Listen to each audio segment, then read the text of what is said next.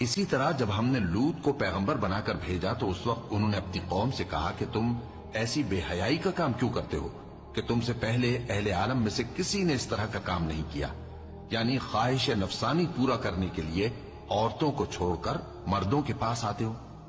حقیقت یہ ہے کہ تم لوگ حد سے نکل جانے والے ہو۔ اور ان لوگوں سے اس کا جواب کچھ نہ بن پڑا، اور بولے تو یہ بولے کہ ان لوگوں یعنی لوط اور اس کے گھر والوں کو اپنے گاؤں سے نکال دو کہ یہ لوگ پاک بننا چاہتے ہیں۔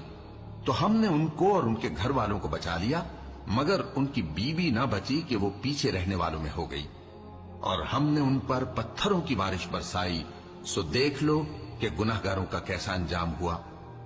اور مدین کی طرف ان کے بھائی شعیب کو بھیجا تو انہوں نے کہا، اے قوم، اللہ ہی کی عبادت کرو، اس کے سوا تمہارا کوئی معبود نہیں۔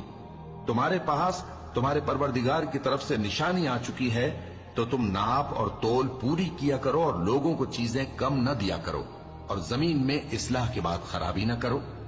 اگر تم صاحب ایمان ہو تو سمجھ لو کہ یہ بات تمہارے حق میں بہتر ہے، اور ہر رستے پر مت بیٹھا کرو کہ جو شخص اللہ پر ایمان لاتا ہے اسے تم ڈراتے اور اللہ کی راہ سے روکتے اور اس میں کجی ڈھونڈتے ہو۔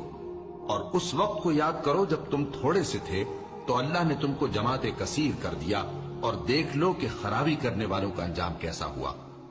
اور اگر تم میں سے ایک جماعت میری رسالت پر ایمان لے آئی ہے اور ایک جماعت ایمان نہیں لائی تو صبر کیے رہو یہاں تک کہ اللہ ہمارے تمہارے درمیان فیصلہ کر دے، اور وہ سب سے بہتر فیصلہ کرنے والا ہے۔